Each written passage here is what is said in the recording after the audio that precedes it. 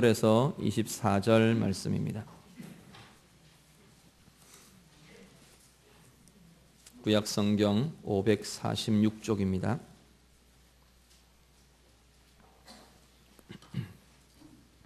열왕기상 17장 17절부터 24절 말씀 다 같이 읽겠습니다. 이 일 후에 그 집 주인 되는 여인의 아들이 병들어 증세가 심히 위중하다가 숨이 끊어진지라. 여인이 엘리야에게 이르되 하나님의 사람이여, 당신이 나와 더불어 무슨 상관이 있기로 내 죄를 생각나게 하고 또 내 아들을 죽게 하려고 내게 오셨나이까. 엘리야가 그에게 그의 아들을 달라 하여 그를 그 여인의 품에서 받아 안고 자기가 거처하는 다락에 올라가서 자기 침상에 누이고 여호와께 부르짖어 이르되 내 하나님 여호와여, 주께서 또 내가 우거하는 집 과부에게 재앙을 내리사 그 아들이 죽게 하셨나이까 하고 그 아이 위에 몸을 3번 펴서 엎드리고 여호와께 부르짖어 이르되 내 하나님 여호와여, 원하건대 이 아이의 혼으로 그의 몸에 돌아오게 하옵소서 하니 여호와께서 엘리야의 소리를 들으심으로 그 아이의 혼이 몸으로 돌아오고 살아난지라. 엘리야가 그 아이를 안고 다락에서 방으로 내려가서 그의 어머니에게 주며 이르되 보라, 내 아들이 살아났느니라. 여인이 엘리야에게 이르되 내가 이제야 당신은 하나님의 사람이시요 당신의 입에 있는 여호와의 말씀이 진실한 줄 아노라 하니라. 아멘.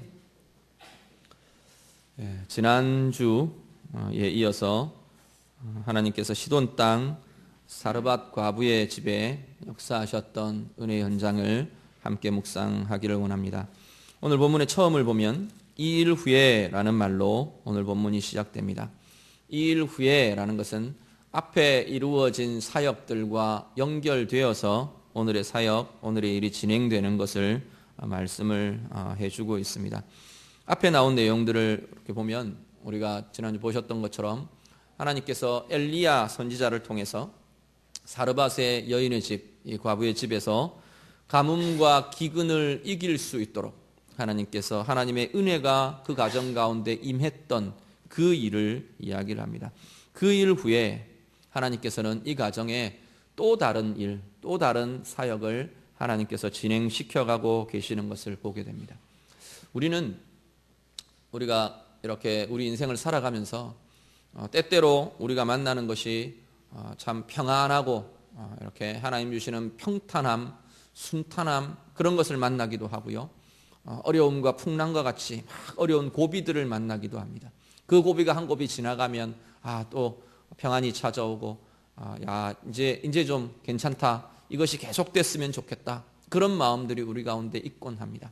그런데 그 관점을 하나님의 관점에서 보시면 우리가 그냥 문제없이 그냥 평안하게 사는 것, 그것이 하나님이 우리 인생 가운데 갖고 계신 하나님의 궁극적인 목적은 아니더라는 겁니다. 그것이 궁극적인 목적일 것 같으면 그냥 예수 믿고 가장 좋은 평탄함으로 천국으로 데려가시면 그것이 가장 좋은 정답일 겁니다. 그런데 그렇게 하시지 않고 예수 믿고 하나님의 자녀로 살면서 이 땅 가운데에서 모든 우리의 인생의 시간들을 채워가도록 하나님께서 허락하시고 이끄시는 데에는 우리 인생을 향한, 내 삶을 향한 하나님의 계획과 하나님의 목적이 평탄함에 있는 게 아니라 내 삶을 통해서 만들어가기를 원하시는 하나님의 계획이 있다는 겁니다. 오늘 사르밧 여인의 집에도 마찬가지입니다. 앞에 기근들, 긴 가뭄과 기근 때문에 죽을 것 같은 그 상황 속에서 이 엘리야를 통해서 하나님께서 은혜를 주시고 그 기근의 시기, 이 어려움의 시기를 하나님께서 잘 넘어갈 수 있는 길을 하나님께서 은혜로 열어주셨습니다. 그것으로 된 것 같았는데 오늘 본문에 이 일 후에 하나님께서는 또 다른 일을 진행해 가시더라는 겁니다. 그 다른 일에는 하나님께서 우리를 성숙시키고 이끄셔서 하나님이 원하시는 계획들을 이루어 가시도록 하는 하나님의 계획과 연결되어 있더라는 겁니다. 그렇다면 우리의 초점도 좀 달라질 필요가 있겠다는 겁니다. 우리의 초점이 이 힘든 시기 언제 지나가고 좀 빨리 평안해질까? 우리 집은 언제쯤 좀 잔잔해지고 평온이 찾아올까?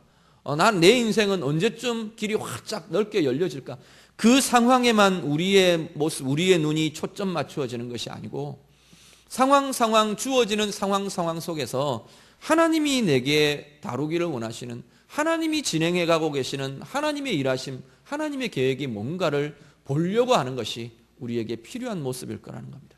그렇다면 그 상황 속에서 내가 하나님의 그 계획과 하나님이 원하시는 그것에 내가 맞게 반응하고 있는가?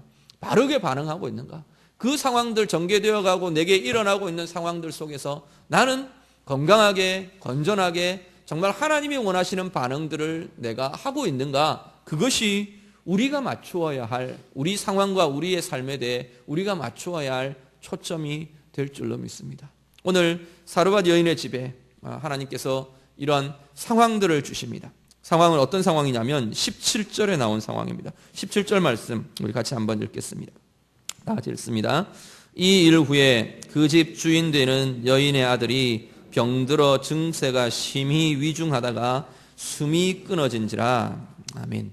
상황은 뭐냐면 이 여인의 아들이 병이 들어서 굉장히 그 병이 깊어지고 앓고 알아가다가 결국은 죽음에 이르렀다는 겁니다. 이 가정에 하나님께서 새롭게 제시하시는 상황은 아들의 죽음이었습니다.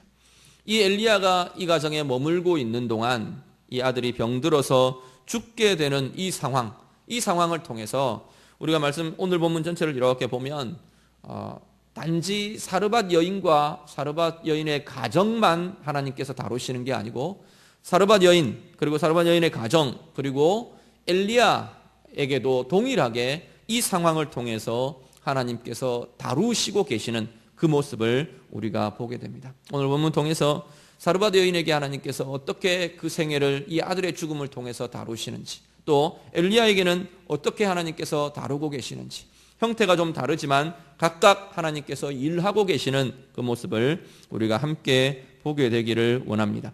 먼저 사르밧 여인에게는 이 아들의 죽음이라는 것이 정말 이 사르밧 여인에게 남겨져 있는 최후의 의지할 곳, 기댈 곳이 아마도 이 아들이었던 것 같아 보입니다.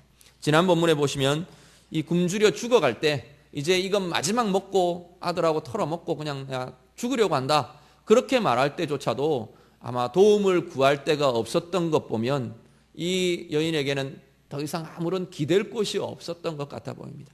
그런데 이 하나 남은 아들, 이 남겨져 있는 이 아들은 이 여인에게는 최후의 의지할 곳이고 자기의 감정을 의지하고 자기의 삶을 의지하고 자기의 모든 걸 기댈 수 있는 최후의 기댈 곳이었던 것 같아요. 어떻게 보면 이 여인이 이 땅 가운데에서 아직까지 그 생을 살아가고 있는 삶의 이유가 이 아들이 아니었겠나, 그렇게 생각하게 됩니다. 그런데 하나님께서는 거기를 건드리시더라는 겁니다.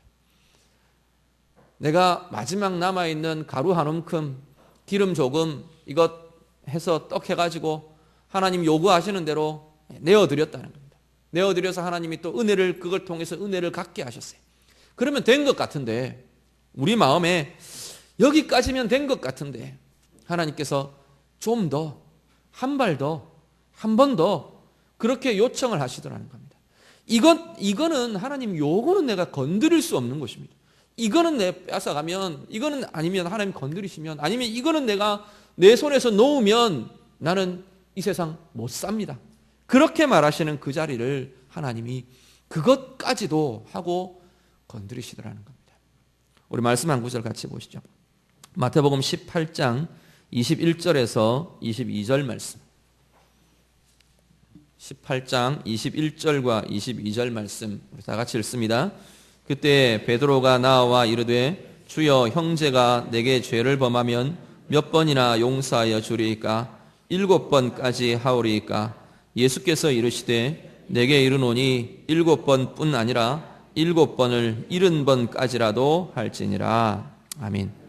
베드로가 뭐라 그러냐면 예수님 앞에 사람을 용서하는데 주님 7번 정도 용서하면 되지 않을까요? 이렇게 좀 묻는 겁니다. 아마 베드로가 7번이라고 말한 데는 굉장히 크게 인심을 쓴 것 같아요. 7번 이야기하면 우리 주님이 7번이나 하려고 정말 기특하다, 아마 이렇게 말할 줄 알았을 것 같아요. 7번 그랬더니 예수님 뭐라 그러신다고요? 7번을 70번까지라도 해라. 지금 그 이야기를 하시는 겁니다. 490번이라는 횟수를 말하시는 게 아니고 베드로가 7번 용서하면 야, 이 정도면 내가 된 거 아닙니까? 거기에 대해서 예수님은 아니다. 더 해라는 겁니다. 한 걸음 더 하나님이 우리 주님이 더라고 말하시는 그 모습을 여기서 보게 됩니다. 주님 이것만큼만 했으면 내가 되는 거 아닙니까? 이 정도면 내 신앙 괜찮은 거 아닙니까? 내 이만큼 기도했으면 되는 것 아닙니까? 이만큼 기다렸으면 이만큼 인내했으면 되는 것 아닙니까? 그렇게 말할 때 우리 하나님이 한 발 더 가라 그러시는 겁니다. 한 걸음 더 해라 라고 말하시는 겁니다. 이거는 내가 하나님 여기까지는 아닙니다. 여기까지는 내가 요것만큼은 내 손에서 놓을 수가 없습니다. 그렇게 말할 때 그것까지도 그 손에서 놓아라. 네 움켜진 손 그것까지도 네 손에서 펼쳐라 라고 요청하시는 것이 하나님의 요구더라는 겁니다. 이 여인에게 이만큼이면 된 것 아닙니까? 고민하는 이 여인에게 그 마지막 기대고 있는 그 아들까지도 놓을 수 있으라고 우리 주님께서 우리 하나님께서 건드리고 계시는 것을 보게 됩니다. 그걸 놓으면 내가 움켜쥐고 있을 때는 이 아들에 대해서 이 여인이 움켜쥐고 있을 때는 지금 이 질병 하나 자기가 좌우할 수 없잖아요. 병들 때 좌우할 수도 없고 그 생명도 좌우할 수도 없고 그 생명을 지켜줄 수도 없고 어떻게 다른 더 이상들을 자기가 자기의 한계를 뛰어넘는 어떤 것을 해줄 수 없는 그 영역, 그 한계 안에서 우리는 끙끙거리며 붙잡고 놓지 못하고 있다는 겁니다. 그런데 그 손을 열고 하나님께 내어드리면 하나님이 모든 것 하실 수 있는 하나님이 가장 좋은 것으로 하나님이 원하시는 가장 좋은 것으로 보호하시고 채우시고 이끌어 주신다는 겁니다. 이 여인에게 하나님께서는 그것 다루어 가십니다. 거기에 기대고 자기의 인생 어떻게 할 수 없는 아무것도 할 수 없는 그것 가지고 두려워하고 전전긍긍하고 고민하고 그 한계 안에서 고민하고 있는 그 모든 것들을 하나님 앞에 최후까지도 하나님 앞에 펼치고 내어드릴 것을 요청하고 있는 것을 보게 됩니다. 오늘 나의 삶에 대해서 나는 혹시 우리 하나님께서 한 걸음 더, 한 번 더 이렇게 요청하시는 것 없는지 우리 자신을 좀 돌아보실 수 있기를 바랍니다. 그것까지도 네 손에서 놔라. 그것까지도 그 주권, 그 소유권 네가 나에게 달라.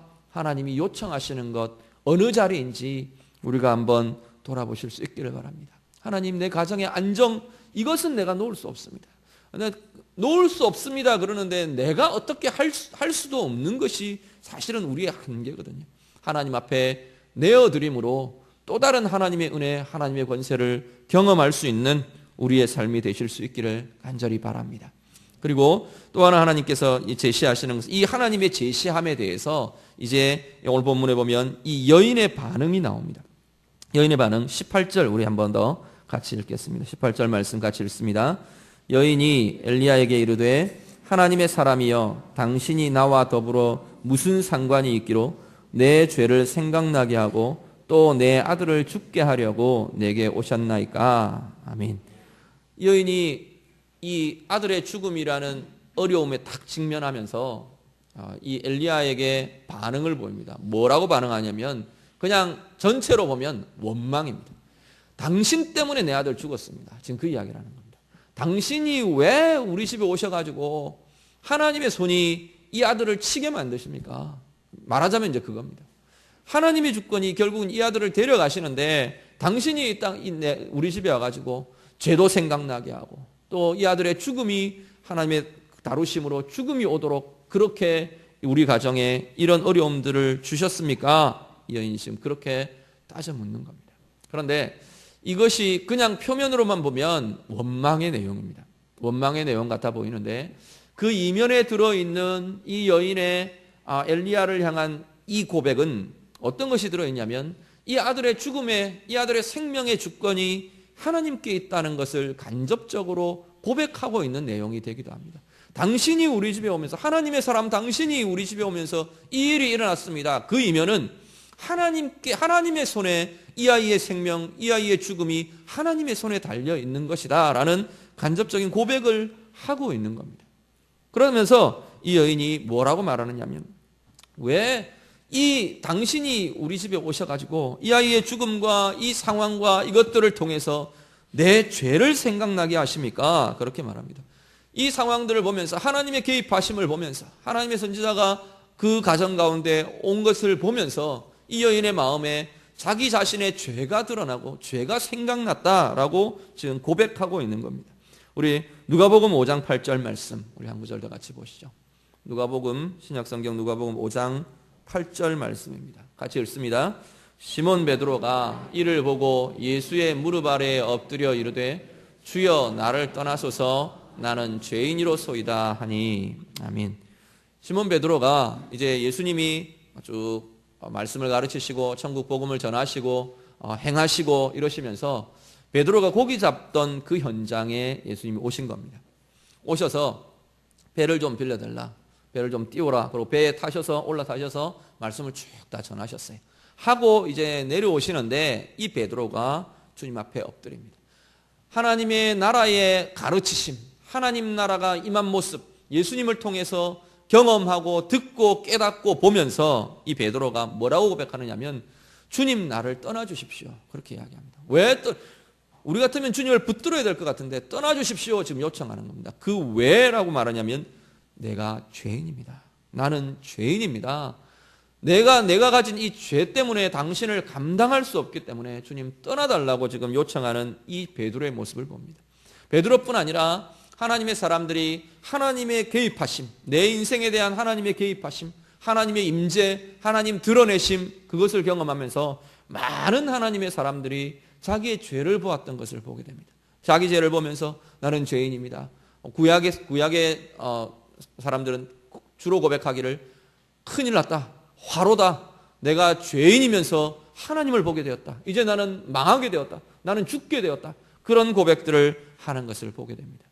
우리가 하나님의 내 인생에 대한 하나님의 개입하심을 보면서 나는 무엇이 생각나고 무엇을 보게 되는지 우리의 삶을 돌아보실 수 있기를 바랍니다. 이 여인은 하나님이 자기 가정에 개입하시는 그 현장을 보면서 내 죄가 생각났다, 내 죄가 드러났습니다 라고 지금 고백하고 있는 겁니다. 오늘 내 삶의 진행들, 내 삶의 상황들 속에 하나님이 내 삶을 진행시켜 가시면서 하나님이 내 삶 가운데 인도하시고 개입하시고 드러내시고 붙들어 주시고 인도하시는 그 과정들을 보면서 나는 무엇을 보는가, 내 가운데에서는 무엇이 드러나고 있는가, 하나님 앞에 분별하시고 보실 수 있는 은혜가 있으시기를 간절히 바랍니다.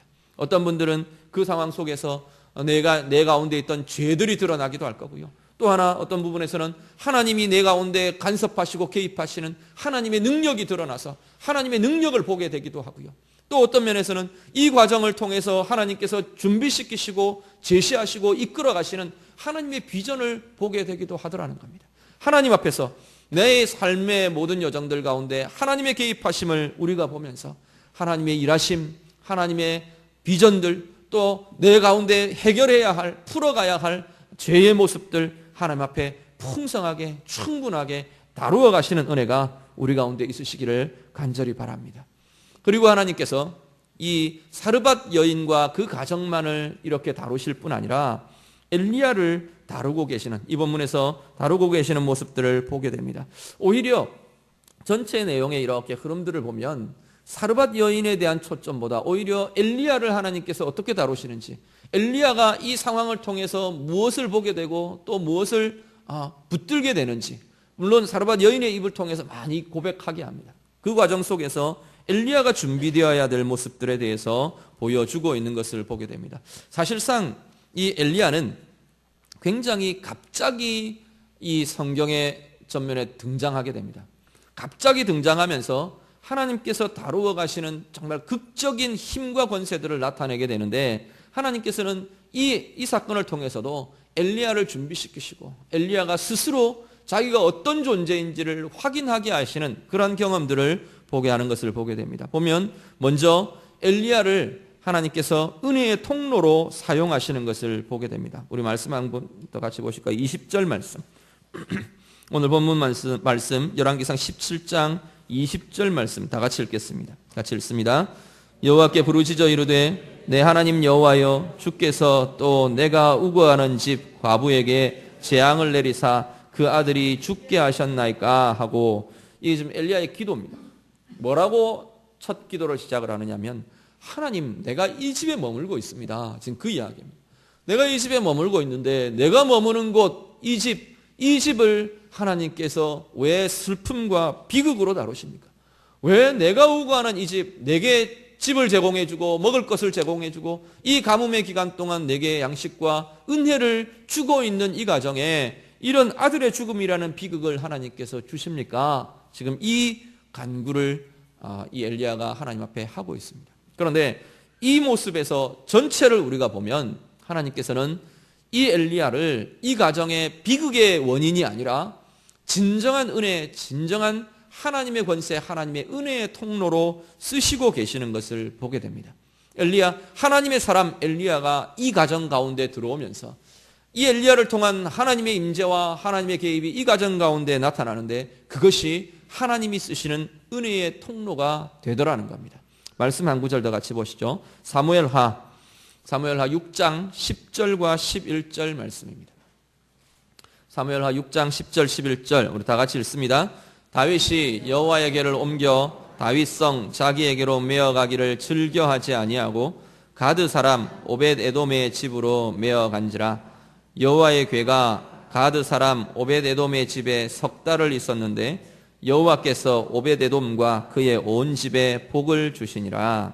아멘. 이 상황이 어떤 상황이냐면, 다윗이 왕이 되고 나서 하나님의 궤, 언약의 궤를 자기 성중으로, 다윗성 안으로 모셔 오려고 지금 하는 겁니다.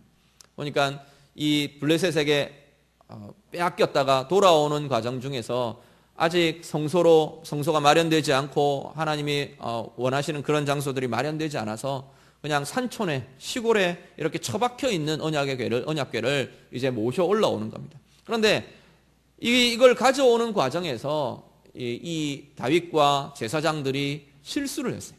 하나님이 정하신 규례대로 행하지 않으면서 굉장히 어려움을 겪게 됩니다. 웃사라는 사람이 하나님의 치심을 받아서 죽임을 당하게 되는 비극의 일이 일어납니다.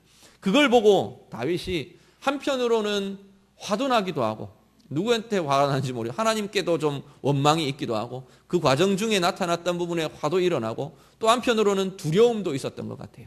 괜히 이 언약궤를 모셔왔다가 재앙이 일어나고 어려움이 일어나고 하나님의 치심이 일어나면 어떡할까, 그 고민이 있었던 것 같아요. 그래서 직접 옮겨오지 못하고 오벳 에돔이라는 사람의 집에 잠깐 머물러 두게 됩니다. 석 달 동안 이 언약궤가 석 달 동안 그 집에 머물러 있는데, 하나님께서 그 집안에 오벳 에돔과 그 온 집에 복을 주셨다. 성경은 그렇게 증거합니다. 하나님의 임재가 머무르는 것, 이 언약궤는 이 땅 가운데서 구약 백성들에게, 이스라엘 백성들에게 이 땅 가운데서 내가 그곳에서 너희에게 임재하겠다, 그곳에 내가 머무르겠다 약속하신 장소이거든요. 근데 그것이 하나님의 임재가 있는 그곳, 하나님이 함께 머무시는 그곳에는 하나님의 은혜와 복의 증거가 나타나더라는 겁니다. 이 땅 가운데, 오늘을 살아가는 우리 가운데 하나님이 어디에 머무시겠다 그러시냐면 우리 안에 머무시겠다고 이야기하십니다. 우리를 보고 하나님이 머무시는 성전이라 그렇게 부릅니다, 성경은.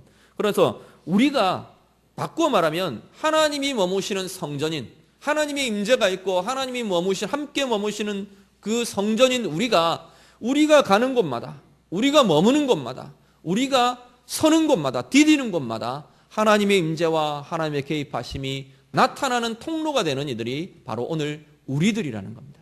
하나님의 사람들이 가는 곳마다 그 사람을 통해서 하나님의 임재가 나타나고 하나님의 은혜가 나타나고 하나님의 개입하심이, 하나님의 권세가 이 땅 가운데 나타나게 하시겠다는 겁니다. 오늘 엘리야를 통해서 이 사르밧 여인의 집에 하나님의 임재가 나타나고 하나님의 개입이 나타나고 하나님의 은혜가 나타나는 것처럼 우리를 이 땅 가운데 은혜의 통로로 쓰시고 계시는 줄로 믿습니다. 우리가 이 마음 가지시고 우리가 가는 곳마다, 그 가는 곳이 교회가 아니더라도, 또 우리 믿지 않는 가정이더라도, 믿지 않는 사람들 속이더라도 우리가 이 마음 가지고 축복하면서 가실 수 있기를 바랍니다. 하나님은 나를 통해 내가 가는 곳마다, 내가 서는 곳마다, 내가 디디는 곳마다 하나님 은혜의 통로로 쓰시고 계신다, 분명하게 확신하시고요. 우리의 가정에 믿지 않는 가정이라면 나를 통해서 하나님께서 믿음의 역사를 이 사르밧 여인의 집에 죽음의 땅인 이 시돈 땅에 하나님께서 그 은혜의 역사들을 일으키시던 것처럼 나를 통해 우리 가정에 하나님께서 그 역사를 일으키실 것이다. 나를 통해 내 이웃에게, 나를 통해 그 영혼에게, 실망하고 낙심한 하나님의 은혜가 멈추어진 것 같은 그 사람에게 나를 통해 하나님께서 은혜의 역사를 새롭게 진행하실 것이다. 믿음으로 고백하며 축복하며 나아가시는 우리 모두가 되실 수 있기를 간절히 바랍니다. 그리고 하나님께서 이 과정을 통해서 하나님은 엘리야를 훈련의 과정으로 이끌어 가시는 것을 보게 됩니다. 이제 이 본문 지나면 18장의 본문을 이렇게 보면 우리가 잘 아는 갈멜산에서 이 바알과 아세라 선지자들과 이 엘리야 한 사람, 하나님의 선지자 엘리야 한 사람과 전면전이 붙는 그런 영적인 전면전이 일어나는 것을 보게 됩니다. 하나님께서 엘리야를 들어서 사역을 시키시는데 갑작스럽게 엘리야는 성경의 전면에 나타나면서 아합이라는 그 당시의 세상의 주권자와 정면으로 부딪히게 하십니다. 정면 충돌을 합니다. 당신 하나님의 말씀을 듣지 않기 때문에 하나님께서 가뭄을 주실 것이다. 그래서 3년 반 동안 가뭄을 지금 겪고 있는 겁니다.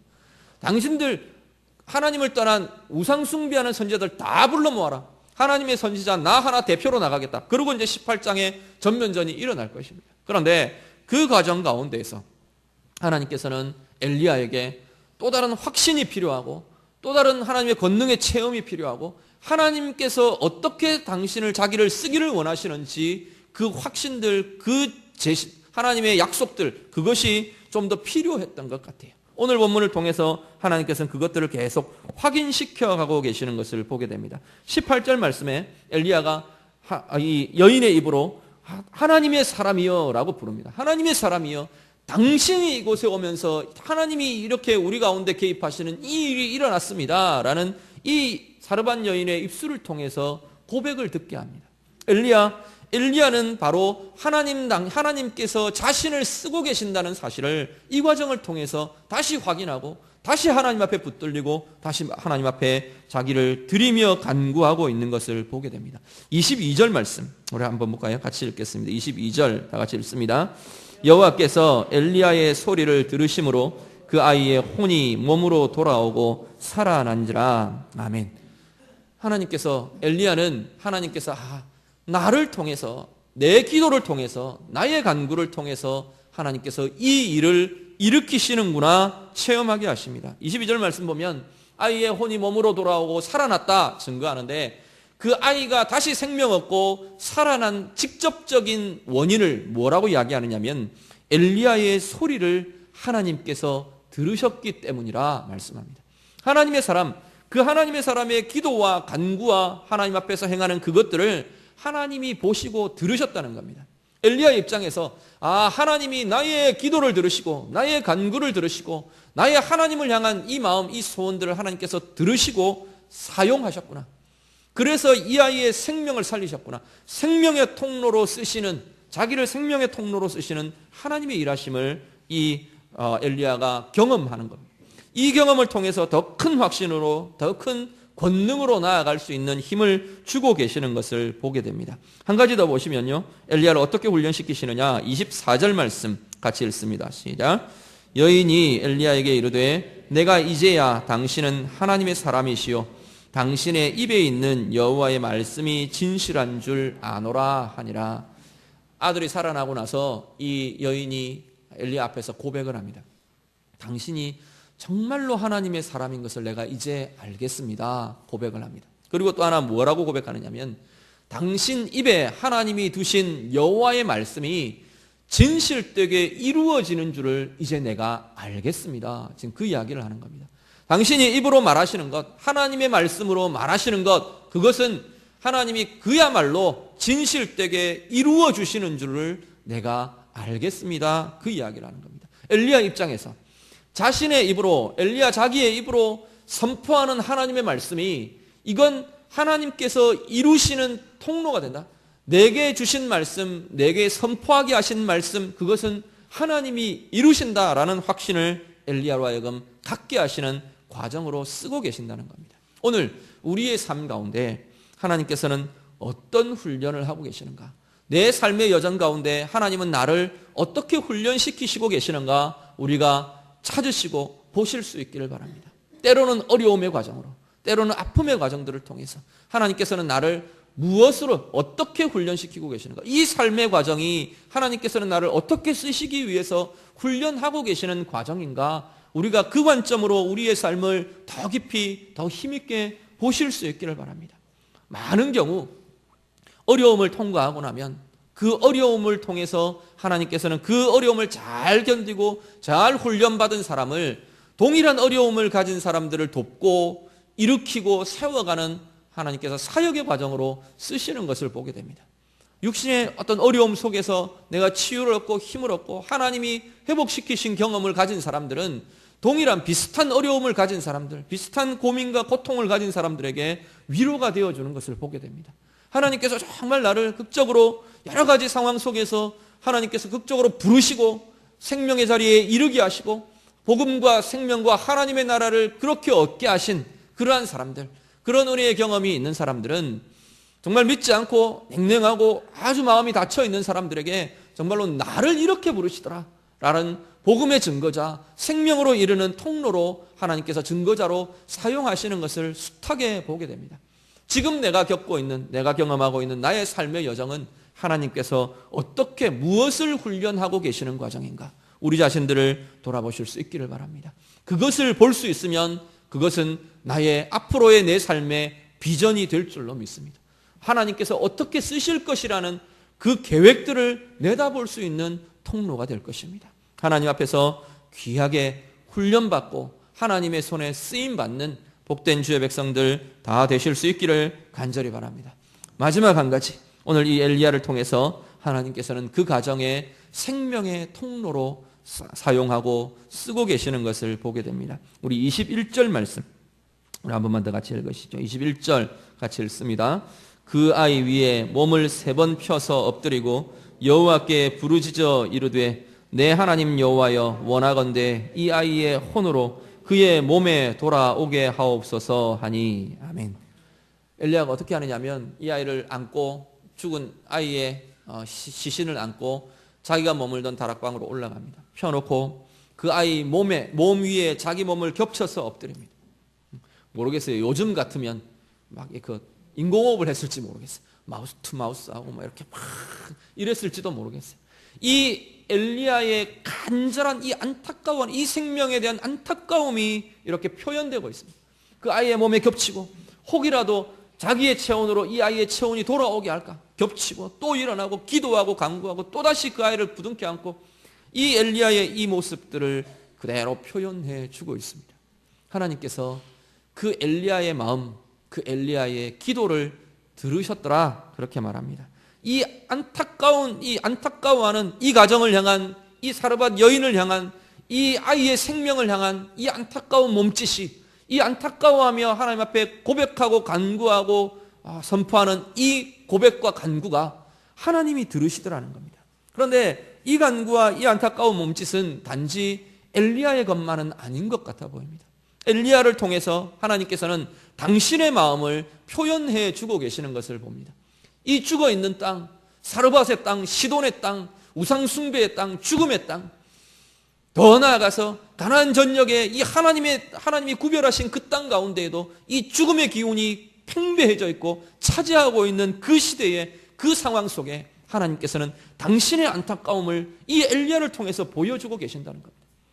그 죽은 사체 위에 엎드리며 자신의 체온을 전해주기를 원하고 부벼대고 생명이 돌아오기를 간절히 원하며 선포하고 고민하고 안타깝게 부르짖고 있는 이 엘리야를 통해서 하나님 당신의 마음을, 이 죽어있는 땅이 살아나기를 원하고 죽음의 기운이 완전히 지배하고 있는 그 땅을 하나님께서는 살리시기를 원하는 하나님의 안타까우심, 하나님의 그 긍휼과 눈물과 안타까워하시는 이 정말 긴급해 하시는 그 하나님의 마음을 엘리야를 통해서 보게 해주시는 것을 봅니다.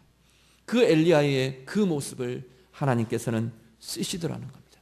하나님께서 사용하셔서 생명의 통로가 되게 하신 것을 우리가 목격하게 됩니다. 오늘 우리들을 향해 하나님께서는 이 생명의 통로가 되기를 원하십니다. 엘리야가 가졌던 그 안타까움이, 이 생명에 대한 안타까움이, 이 가정에, 이 비극에 처해 있는 이 가정과 아픔을 가진 이 여인에 대한, 고통스러워하는 그 여인에 대한 안타까움을 가졌던 이 엘리야의 마음, 엘리야의 몸짓, 엘리야의 이 기도와 간구를 오늘 우리에게 하나님께서는 바라고 계신다는 것을 기억하시길 바랍니다. 내 주변에 믿지 않는 이들, 우리의 마음에 품은 태신자들, 내 가정에 믿지 않는 사랑하는 우리 가족들, 지체들, 그들을 향해서, 또 예수 앞에 나오고 믿음은 가진 것 같은데 고통 속에 있고 아픔 속에 있고 상황 가운데 있고 눌려 있고 짓눌려 있고 얽매여 있는 것 같은 그들을 향한 우리의 안타까움들, 그 안타까움의 기도를 하나님께서는 사용하시겠다 말씀하시는 겁니다. 안타까워하는 우리의 몸짓들, 이 엘리야의 몸짓이 어떻게 보면 정말 부질없는 몸짓 아닙니까? 죽음 이미 숨이 넘어갔는데 아마 다른 사람들이 봤으면 미쳤다 그랬을 것 같아요.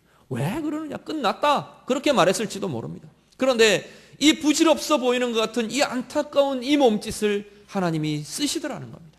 오늘 우리가 다가가서 안타까움으로 한마디 건네고 안타까움으로 내 사랑을 보여주고 하나님의 사랑을 내가 전해주고 내가 붙들어주고 위로해주고 내가 내 손으로 한 사람 그 손 부들부들 떨리는 그 손을 붙들어주고 위로해주는 그것들이 나의 이 안타까움의 이 몸짓이 하나님이 쓰시는 통로로 사용된다는 것입니다.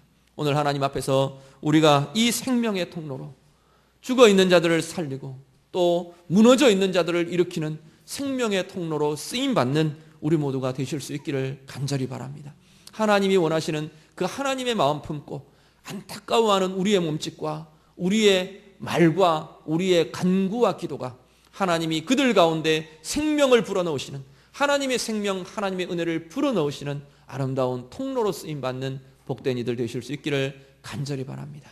우리 말씀 정리합니다. 하나님께서 내 삶 가운데 무엇을 다루고 계시나, 무엇을 어디까지 다루고 계시는가, 하나님 앞에 드려지고 붙들려지기를 원하시는가 보실 수 있는 눈이 우리 가운데 있으시기를 바랍니다. 엘리야를 훈련시키시며 은혜의 통로로, 생명의 통로로 쓰시던 그 하나님이 오늘 나를 어느 길로 어디까지 나아가도록 훈련하고 계시는가, 무엇을 훈련하고 계시는가, 어디를 향하게 하시는가, 은혜의 통로로, 생명의 통로로 누구를 위해 쓰임받기를 원하시는가 볼 수 있고 쓰임받는 우리 모두가 다 되시기를 우리 주님 이름으로 축복합니다. 같이 기도하겠습니다. 우리 말씀 붙들고 같이 기도합니다. 하나님 앞에서 나의 삶, 하나님께서 무엇을 보게 하시는지, 무엇을 생각나게 하시는지 우리 고백하실 수 있기를 바라고요. 하나님 앞에 나의 훈련의 모습들, 나의 삶의 모습들, 하나님이 쓰시기를 원하시는 은혜의 통로, 생명의 통로로 쓰기를 원하시는 길 우리가 다시 한번 하나님 앞에 내어드리며 하나님 그렇게 하겠습니다 고백하는 자리 되기를 원합니다. 다 같이 기도하겠습니다. 하나님 감사합니다. 이 시간 우리를 예배하게 하시고 주의 말씀 앞에서 우리의 삶을 비추게 하심을 감사를 드립니다. 하나님, 사르밧의 여인의 그 모든 과정들, 마지막 남아있는 하나님 기댈 곳, 의지할 곳 이 아들까지도 하나님께서 다루기를 원하시고 하나님의 손에 내어드리기를 원하시던 그 모습, 하나님 우리의 삶 가운데 하나님 어느 자리까지를 요구하시고 원하시는지 볼 수 있는 은혜가 있게 해 주시옵소서. 하나님, 우리가 하나님께서 개입하시고 우리 가운데 함께 움직여가고 계시는 것 보면서 하나님 우리 가운데 생각나는 것, 보아야 할 것, 깨달아야 할 것 볼 수 있고 깨달을 수 있는 귀한 은혜가 우리 가운데 있게 하옵소서. 하나님, 우리가 엘리야가 훈련받으며 은혜의 통로로, 생명의 통로로, 하나님 권능의 통로로 준비되었던 것처럼 하나님 우리의 삶을 통해 우리가 훈련되고 우리가 준비되기를 원합니다. 하나님의 은혜의 통로로, 하나님의 생명의 통로로, 하나님의 위로와 격려의 통로로 쓰임받는 우리 모두가 될 수 있도록 하나님 인도하여 주시옵소서. 우리의 삶의 자리에서 하나님 무엇을 훈련하고 계시는지 볼 수 있게 하시고 순종하게 하시고 하나님이 원하시는 방식으로 그 훈련의 과정들 잘 다루어 갈 수 있는 복된 이들 되게 하여 주시옵소서. 주님, 하나님 사르밧 여인의 가정에 개입하시며 하나님 모든 상황들을 이끄셨던 하나님, 오늘 우리의 삶의 상황 그렇게 다루어 가고 계시는 줄로 믿습니다. 우리가 보아야 할 것, 생각나야 할 것, 깨달아야 할 것 볼 수 있는 자들 되게 하시고 하나님께서 진행해 가시는 모든 훈련의 과정들 하나님이 원하시는 방식대로 잘 진행해서 하나님께서 은혜의 통로로, 생명의 통로로 이 땅에 우리 가운데 쓰기를 원하시는 비전의 자리로 이끌어 가시는 은혜를 볼 수 있도록 귀하게 쓰임받는 주의 백성들 다 되게 하여 주시옵소서. 예수님 이름으로 기도드립니다. 아멘. 찬송합니다. 찬송가 380장 우리 찬양하면서 봉헌하겠습니다.